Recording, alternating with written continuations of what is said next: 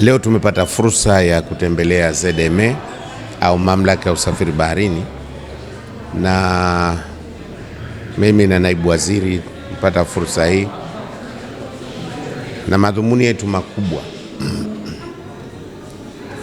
kwanza kumpa nafasi Mheshimiwa naibu waziri kuielewa taasisi hii ya Mamlaka ya Usafiri Baharini, lakini pia kuzungumza na uongozi kwa ujumla wake juu ya mageuzi ambayo tunatarajia kuyafanya katika mamlaka hii. Na haya ni maelekezo ya Mheshimiwa Rais wetu Dr. Hussein Ali Mwinyi kwamba wizara zote ziwe zinatembelea taasisi zake. Sisi kama mawaziri, mimi na naibu waziri na mawaziri wengine, tulipata fursa ya kukaa kikao kazi na Mheshimiwa Rais, na kuna maelekezo alitupa.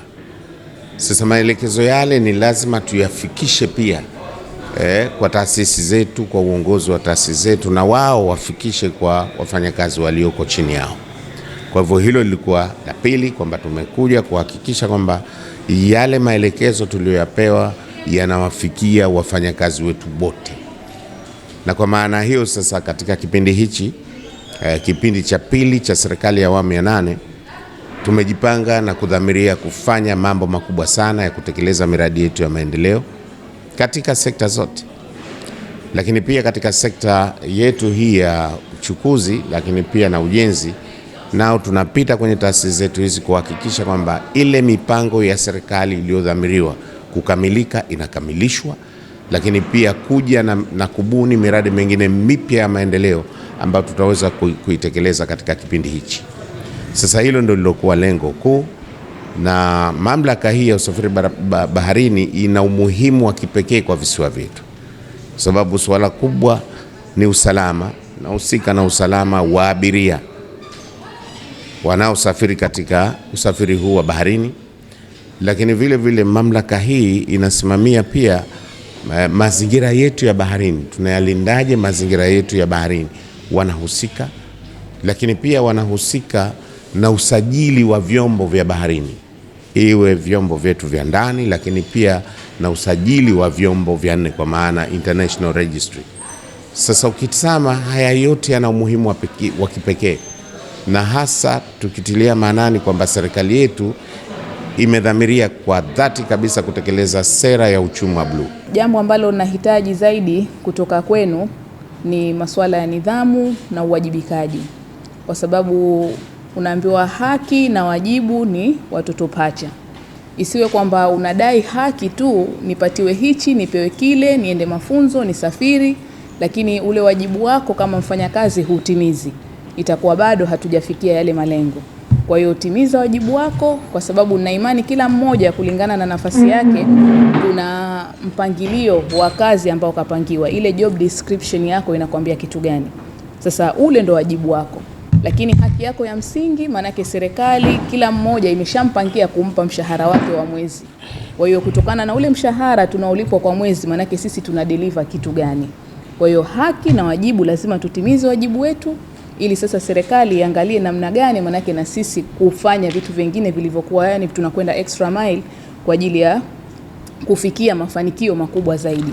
Kwa hiyo tujitahidi sana kuhakikisha kwamba kila mmoja anakuwa na nidhamu ya hali ya juu katika ufanyaji wa kazi, lakini kila mmoja anafanya kazi zake kwa ufanisi na juhudi zilizokuwa zinatakikana. Lakini swala la pili ambalo nilikuwa napenda pia kulisisitiza ni swala la tathmini za utendaji, kwa sababu katika kila mwaka kuna bajeti ambayo tunayoipanga, na bajeti ile inatokana na zile action plan ambazo pia tunazozipanga. Na katika action plan zile manake kuna kota ambazo tulizojiwekea kwa ajili ya utekelezaji wa ile bajeti kutokana na ule mwaka husika. Kwa hiyo ni matumaini yangu kwamba kila kitengo au kila idara manake itakuwa inajifanyia tathmini kwa kota, kwamba sisi kwa kota hii tulijipangia kufanya vitu hivi, tumevifanya kwa namna gani, au ile bajeti tuliyoipanga tumeitumia kwa namna gani. Isiwe tu kwamba kwa vile kumewekwa mpango wa kupanga bajeti na matumizi tunaenda tu kama ile business as usual. Lazima tupange vitu ambavyo vitakuwa vinatuletea matokeo chanya yale ambayo tunayokusudia. lakini tuwe na zile ripoti za tathmini kila baada ya kota, kwamba kwa kota hii imemalizika tunajitathmini, je, tumefikia yale malengo ambayo tumejipangia kutokana na hii kota imemalizika, lakini kwa kota hii inayofuata, yani tumejipangia kufanya kitu gani na tutatimiza kwa namna gani.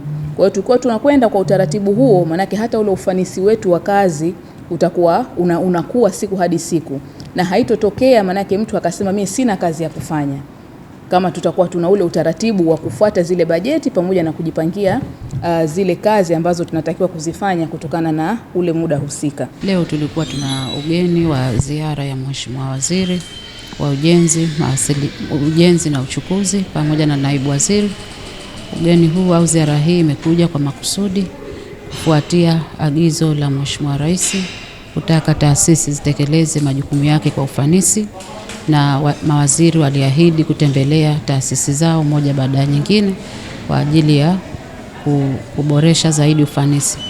Kwa hiyo na leo hapa na sisi tumewapokea uongozi huu wa wizara kwa lengo la kuboresha zaidi ufanisi. Wametupa maelekezo, wametupa maono yao ili kuona taasisi hii inakwenda mbele kwa ajili ya kuleta tija ya serikali. Na sisi tumepata muda wa kueleza mafanikio yetu kama mamlaka, lakini pia matarajio yetu.